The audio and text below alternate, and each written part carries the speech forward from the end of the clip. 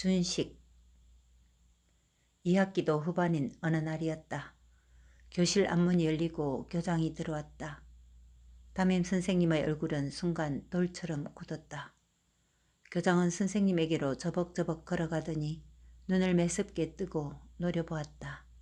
그걸 바라보는 준식은 몸이 뻣뻣해져서 숨을 쉴 수도 없었다. 교장은 다짜고짜 선생님의 뺨을 후려쳤고 선생님은 몸이 휘청 돌아가면서 칠판에 쿵 부딪혔다. 선생님의 와이셔츠에 붉은 피가 튀었고 교장은 발로 선생님을 걷어차며 짐승을 몰듯 몰고 갔다.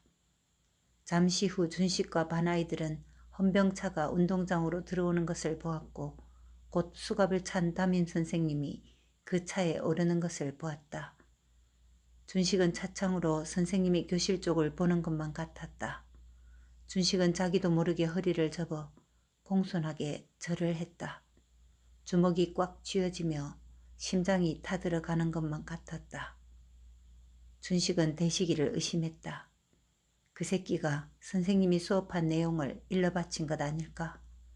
그 새끼는 선생님의 귀한 말씀도 못 알아먹을 놈이다. 제 아버지를 닮아 일본 교장에게 잘 보이려고 안달인 녀석이다. 우리가 학교를 마치고 금지된 전통놀이인 제기차기나 팽이치기를 한 것도 일러바쳐서 우리를 교장실에 불려가게 한 놈이다. 무엇보다도 그깟 오다마 사탕에 눈이 팔려서 타다요시를 비롯한 일본 아이들의 졸개 노릇이나 하는 멍청이다. 담임 선생님이 칭찬은 고사하고 고자질은 나쁜 거라는 꾸지람만 했으니 앙심을 품었을 수도 있다. 하지만 그날 우리에게 한 말씀이 문제가 된다 해도 기껏 국산품을 애용하라는 말 정도인데 그렇게 헌병이 찾아오기까지 한 것을 보면 뭔가 다른 일이 있는 것이 분명했다. 다음 날 준식은 학교를 가지 않았다. 선생님이 끌려간 교실과 운동장을 차마 쳐다볼 수조차 없을 것 같았다. 주머니에 돌 2개를 넣고 주재소 근처 모퉁이에 숨었다. 저 안에 우리 선생님이 있을 것이다. 아니 어쩌면 벌써 저 어딘가 감옥이 있는 도시로 갔을지도 모른다. 슬픔과 분노가 가슴 한켠을 쓰리게 했다. 이럴 때 박열 선배라면 주재소에 불이라도 질렀을 것만 같았다. 준식은 주머니 속의 돌을 꽉 움켜쥐었다. 주재소 문이 열리며 헌병 하나가 걸어 나왔다. 준식은 가슴이 철렁 내려앉아 슬금슬금 길을 벗어나 힘껏 내달렸다. 달리는 그의 눈에 분홍빛 양장의 구슬백을 들고 하느작 걸어가는 타다요시의 엄마가 보였다. 준식은 가쁜 숨을 추스르며 서서히 멈추었다. 무명적삼을 누덕누덕 기어입은 초라한 엄마가 떠올랐다. 고개를 사방으로 휘둘러 보니 아무도 안 보였다. 준식은 주머니 속의 돌을 움켜쥐었다. 순간 절대로 일본 사람과 싸우거나 얽히지 말라고 신신당부하던 엄마의 목소리가 귀에 쟁쟁 울려왔다. 더 이상 우리에게 아무 일도 일어나서는 안 된다고 틈만 나면 노래를 하는 엄마였다. 준식은 터질 듯한 가슴을 주체할 수 없어 무슨 짓이든 해야만 할 것 같았다. 그의 발은 못에 이끌리듯 증촌의 왕릉을 향해 달리고 있었다. 준식이 학교를 다니기 전에는 명절이 아니어도 종종 아버지를 따라가곤 했던 곳이었다. 그 박열이라는 선배. 아버지는 이 왕릉이 조상의 것이라고 했다. 고령태조 왕릉이라고 새겨진 이끼 낀 돌비석을 가리키며 그는 왕이었다고, 우리 함창 김씨는 왕족이라고, 한일 합방이 되기 전에는 후손들이 당번을 정해 왕릉을 관리해 왔다고 했다. 왕릉을 손질하는 날에는 잔소리가 없던 아버지도 제법 책에서나 나올 교육적인 말씀을 하곤 했다.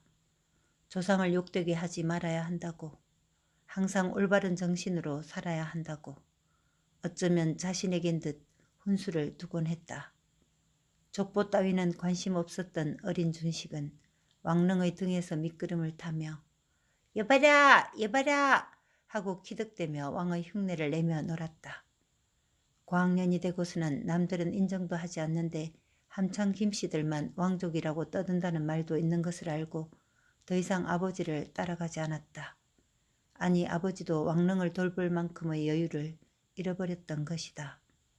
왕릉은 한동안 돌보지 않은 것을 누구라도 알 수 있을 만큼 마른 억새며 망초로 형체를 알 수가 없게 되어 있었다. 하긴 이 시국에 직계조상도 아닌 산소를 쌀 한 톨 나오지 않는 무덤 따위를 누가 돌본단 말인가. 숨이 가쁜 준식은 풀밭에 털썩 주저앉았다. 비로소 눈물이 삐질삐질 솟고 목구멍이 콱 막혀왔다. 나라도 없는데 선생님도 잡혀갔는데 왕족은 무슨. 낮은 무덤 위로 어둠이 스며들고 있었다. 준식은 그만 저 속으로 들어가 영영 사라져버리고 싶었다. 그러나 내일부터는 이제 학교를 가야만 할 것이다. 사친 회비가 밀렸으니 굴욕과 수모를 당하게 되겠지.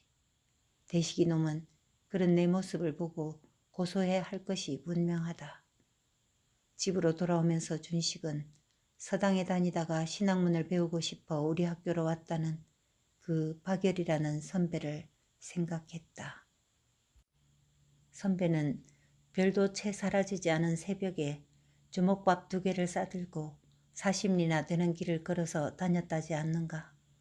토끼비리 바위길을 걸어 견탄 나루터까지 가서 나룻배로 원골까지 가고 또 유곡 장성배기를 지나 모전 음지마를 거쳐 학교를 다닌 이야기를 친구 박열에게 들었다는 담임선생님은 우리 모두 그를 본받아야 한다고 강조하셨다.